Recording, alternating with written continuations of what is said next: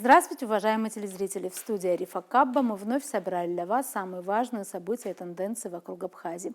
Все, что актуально на данный момент, что касается нас прямо или косвенно, или влияет на имидж республики. Итак, начнем.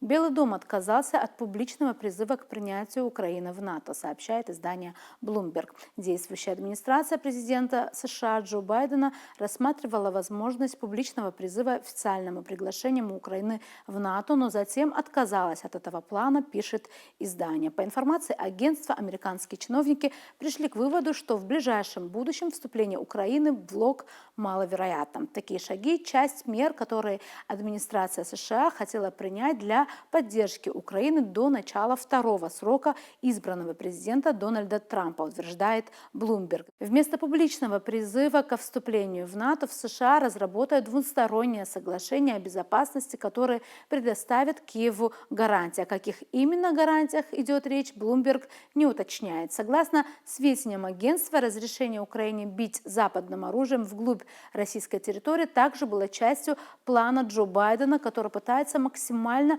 усилить Украину до окончания срока своих полномочий. По словам источников, в этот план также входят масштабные санкции американского Минфина против Газпромбанка и поставка в ВСУ противопехотных мин. 13 июня Джо Байден и президент Украины Владимир Зеленский, напомним, на полях саммита Большой Семерки подписали соглашение о безопасности, рассчитанное на 10 лет. В соглашении, среди прочего, говорится, что тем самым США поддерживают возможное членство Украины в НАТО. В октябре постоянный представитель США в альянсе Джулиан Смит сообщила, что НАТО не планирует в ближайшее время приглашать Украину, однако там уверены в ее будущем членстве в блоке. Агентство уточняет, что действующий американский президент ограничен в своих возможностях, так как он не может увеличить поставки помощи Украине. Большая часть оставшихся средств из согласованной Конгрессом суммы распространяется только на вооружение, уже хранящееся на складах Пентагона. Поставки этого вооружения Украине могут поставить под угрозу обороноспособность самих США, поясняет Bloomberg. В сентябре президент России Владимир Путин заявил, что удары дальнобойными ракетами большой дальности западного производства будут означать, что страны НАТО воюют с Россией. 19 ноября Минобороны РФ сообщила, что ВСУ нанесли 6 ударов американскими ракетами по территории Брянской области. Через 2 дня ведомство также заявило о 2 сбитых британских ракетах Storm Shadow. 21 ноября Владимир Путин заявил, что российские военные в ответ на удары ВСУ западным оружием применили баллистическую ракету средней дальности «Орешник». По его словам, удар пришелся по южному машиностроительному заводу «Южмаш» на Днепре.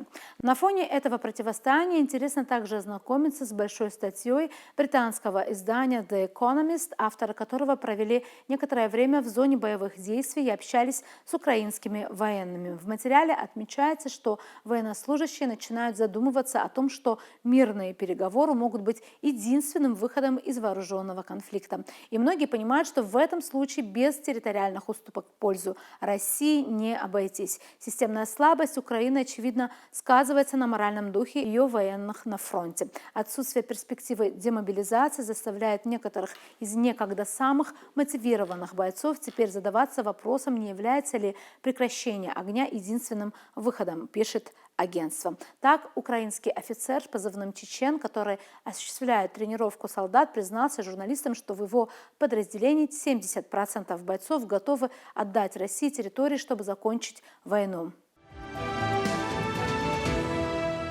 К другим новостям. Международный уголовный суд в Гааге выдал ордера на арест премьер-министра Израиля Биньямина Нетаньяху и бывшего министра обороны Йоава Галланта. Об этом говорится в пресс-релизе суда. Как отмечается в документе, Палата предварительного производства Международного уголовного суда единогласно вынесла 2 решения, отклоняющие возражения со стороны Израиля, поданные в соответствии с римским статусом. Она также выдала ордер на арест Нетаньяху и Галланта за предполагаемые военные преступления и преступления против человечности, совершенные на территории Палестины. Они были совершены как минимум в период с 8 октября 2023 года по 20 мая 2024 года, говорится в пресс-релизе. Продолжаем передачу. В Тбилиси сегодня прошло первое заседание парламента Грузии 11-го созыва, легитимность которого не признают оппозиция и президент. Саломе Зурабишвили и 4 оппозиционные партии, преодолевшие избирательный барьер, утверждают, что результаты выборов 26 октября были сфальсифицированы. Сессию новоизбранного парламента начал его старейший по возрасту депутат Кахадзе. Регистрацию прошли 88 депутатов. В зале находился также Бедзина Иванишвили, почетный председатель грузинской мечты, ставший депутатом. В заседании принимали участие только депутаты правящей партии «Грузинская мечта», которая, по данным ЦИК, набрала на выборах 26 октября около 54% голосов и получила 89 из 150 мандатов в законодательном органе. Оставшиеся места распределились между оппозиционными партиями: «Коалиция за перемены» 19 мандатов, «Единство», «Национальное движение» 16 мандатов, «Сильная Грузия» 14 мандатов и «Гахария за Грузию» 12 мандатов. Согласно Конституции Грузии, первое заседание вновь избранного парламента проводится не позднее 10-го дня со дня официального объявления результатов выборов, и это заседание назначает президент Грузии. Саломе Зурабишвили отказалась назначить заседание. Кроме того, она внесла иск в Конституционный суд, требуя аннулировать результаты выборов, так как считает, что были нарушены принципы всеобщности и тайны голосования. Часть юристов и оппозиционеров считает, что признание полномочий членов парламента до завершения рассмотрения иска судом является незаконным. Западные страны не поздравили грузинскую мечту с победой, призывая расследовать возможные фальсификации и ожидая, в частности, окончательного доклада Бюро по демократическим институтам и правам человека ОБСЕ. Сегодня эти и другие вопросы мы обсудили в беседе с политологом Николаем Трапш. Предлагаем вам интервью с ним. Здравствуйте, Николай. Рада вас приветствовать в очередной раз в студии Абхазского телевидения. Сейчас то, что происходит между Россией и Украиной, многие обозреватели, эксперты называют уже ракетным кризисом. Уже пошло вот это, скажем так, все серьезно ухудшилось, и появились такие вот довольно серьезные, скажем, знаки. Да? Как вам кажется, во-первых, с чем связано такое обострение, почему оно произошло?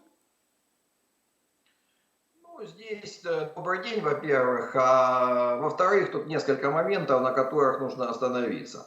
У киевского режима или у киевской власти большие проблемы на большинстве участков фронта, и каким-то образом нужно поддерживать информационную повестку, в которой есть какие-то перемоги, как они говорят, или достижения. Поэтому нужно к чему-то привлечь внимание к международной общественности, как к позитиву, ну и своей аудитории тоже соответствующий позитив создать.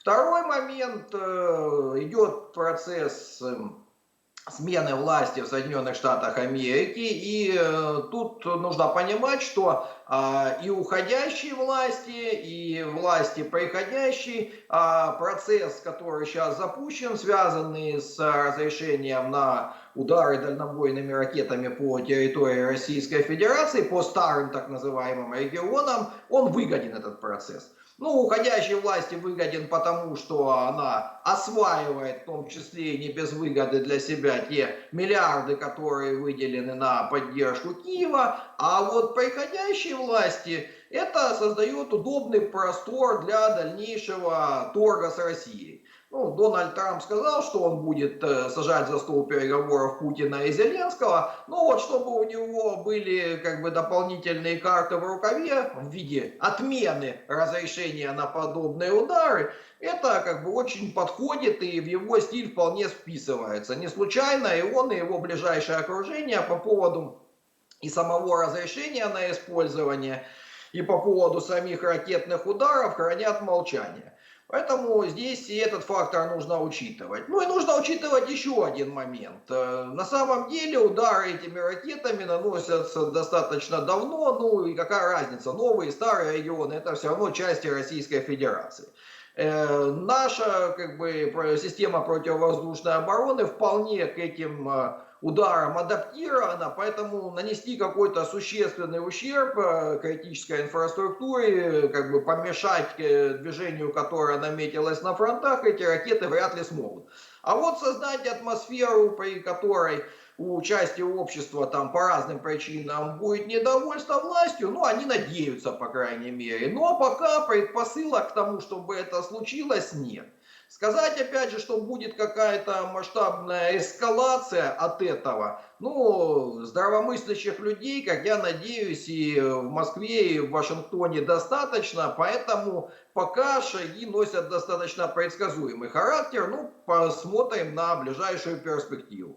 То есть, как вам кажется, все-таки ухудшение вот такой вот ситуации, этого практически ракетного противостояния, его не стоит опасаться и ожидать, да? Так вы понимаете? Ну, смотря что понимать под ракетным противостоянием. То есть понятно, что эти ракеты могут нанести какие-то разрушения, ну, каким-то изолированным объектам. То есть уничтожить там всю военную инфраструктуру или там уничтожить там целый город или там даже поселок городского типа, они вряд ли могут. Ну, точно так же, как и там ракета «Орешник», она, несмотря на все там оптимистические прогнозы, она ж не уничтожила ее «Жмаш». Там другая задача стояла, ее пробовали в боевых условиях, разрушения существенные нанесены и так далее. На другое дело, если там будет дальше выпрашивать Зеленский у Соединенных Штатов новые версии ракет. Ну, если речь идет там о ракетах более дальнобойных, чем Атакамс, ракетах Джасом, ну, тогда, да, возможно, там удары по тыловым регионам могут иметь негативный психологический эффект. Но очень сомнительно, что ему дадут, там, скажем, томагавки или иные ракеты, которые способны, так сказать, бить на значительные расстояния, нести существенные разрушения. Потому что никто, как бы, из как бы значительной части именно военной элиты, там есть, конечно, сумасшедшие, но никто не рискнет играть в игру с взаимными ядерными уже ударами. То есть, да, есть там люди, которые говорят, да, мы можем обменяться ядерными ударами. Ну, а скорее всего, эти люди тоже выпускаются в эфир для того, чтобы ситуацию информационно разогреть. Но с точки зрения там контроля над кнопкой, я думаю, все нормально и у Соединенных Штатов, и у Российской Федерации точно совершенно. А как вам кажется, вот вы уже сами упомянули момент возможности переговоров и торгов, да, об этих переговорах и вокруг них, и, как мы знаем, в ходе своей предвыборной программы Дональд Трамп сделал очень серьезный упор на то, что, скажем так, заявки на лавры миротворца, да, и скоро вот, как мы знаем, будет его инаугурация, он официально вступит в свои полномочия. Все-таки будет ли, как вам кажется, он это инициировать? Потому что, например, кстати говоря, вот издание Economist побывало в рядах ВСУ, сделало там какой-то свой анализ, выпустило большую статью, говорит, что ощущается огромная усталость в украинских войсках, даже вот среди бойцов от войны, и есть такое ощущение, что да, там не против переговоров и уступков, и территории. Вот тут какие могут быть какие-то предсказания, какой-то, скажем так, ваш анализ? Ну, я думаю, что Трамп однозначно будет инициировать этот переговорный процесс, потому что он нужен не только и не столько России, сколько он нужен Украине и теми, кто стоит за нынешним киевским режимом. Другой вопрос, на каких условиях будет этот процесс инициироваться. Вот здесь это вопрос достаточно сложный.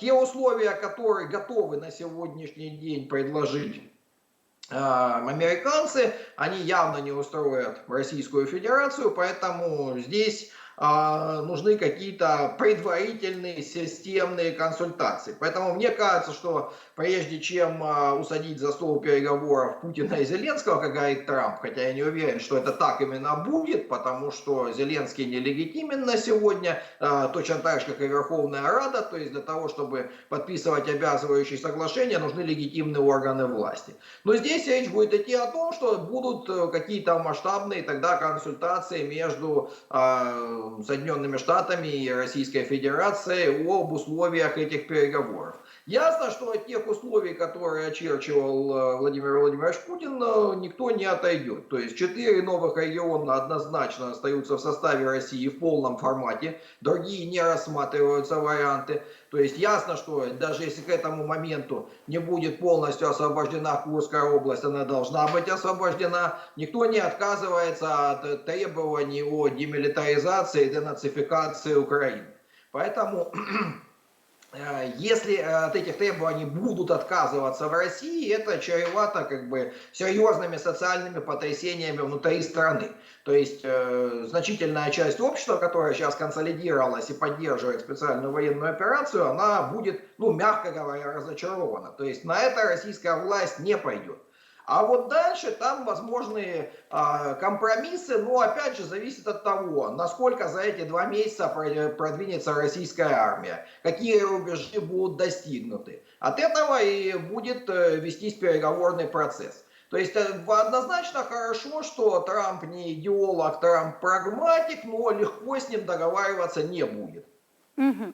А теперь вы тоже затронули тему нелегитимности. Как раз я хотела бы вернуться к нашему региону. Вот в Грузии, например, сегодня прошла первая сессия парламента, но на которой не присутствовала, полностью не присутствовали оппозиционеры, и причем вместе с президентом страны они считают этот парламент нелегитимным, они подали в Конституционный суд. Как вам кажется, это начало нового кризиса там? Вот что там будет происходить? Ну, на самом деле очень сложно сказать, является ли началом это нового кризиса. Пока что мы видим, что те выступления, которые идут протестные на улицах Тбилиси, они в разы слабее, чем то, что происходило даже в период противостояния там закону об иноагентах или там о запрете ЛГБТ-пропаганды. То есть там это было все гораздо масштабнее. То есть это, с одной стороны, может говорить о том, что грузинское общество и устало, и не хочет этой конфронтации, причем не хотят не только те, кто голосовал за грузинскую мечту, но и те, кто, собственно, голосовал за оппозицию. Это один момент. Второй момент, ну, не совсем понятна степень консолидации этой оппозиции. То есть, насколько вот этот союз четырех, он достаточно порочен. То есть, да, там есть люди, ну, скажем так, откровенно не склонные к каким-то компромиссам, то есть это сторонники Саакашвили, но с другой стороны все остальные преследуют конкретные вполне цели, то есть и с ними можно договориться. Другой момент, насколько сильно будет давить Запад на Грузию, насколько у него для этого есть ресурсы, потому что все, что делает грузинская мечта, это достаточно рационалистично, это все в рамках действующего законодательства, они имеют четкую стратегию, как они себя ведут в этой ситуации, поэтому тут ресурс ограничен. Можно, конечно, как бы публично объявить, что они нелегитимны, но неизвестно, что из этого выйдет. То есть можно получить вместо как бы лояльной Грузии, Грузию, которая будет протестна в обратную сторону, то есть и не добиться результата.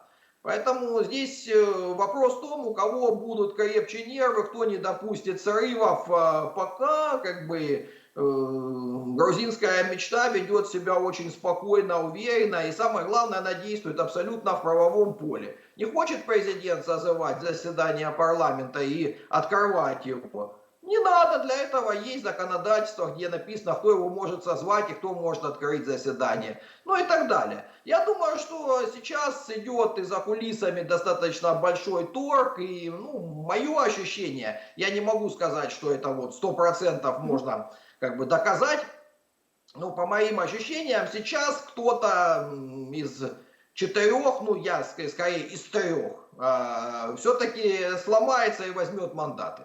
Ну и, соответственно, дальше все будет уже предсказуемо совершенно и прогнозируемо. То есть Но в любом случае здесь нам надо понимать одно, что кто бы ни взял власть в Тбилиси, там грузинская мечта, там единое национальное движение или еще кто бы то ни было, как бы нам легко взаимодействие с ними точно не будет. Это совершенно однозначно, а от этого и должна строиться наша и политика, и наше восприятие этих процессов. Понятно. Николай, большое спасибо, что ответили сегодня на наш вопрос в очередной раз. Благодарим вас. Пожалуй, это все темы, на которых мы хотели сосредоточить ваше внимание на этой неделе. Мы будем продолжать держать руку на пульсе событий и отслеживать самые важные и интересные события вокруг Абхазии. До новых встреч в эфире.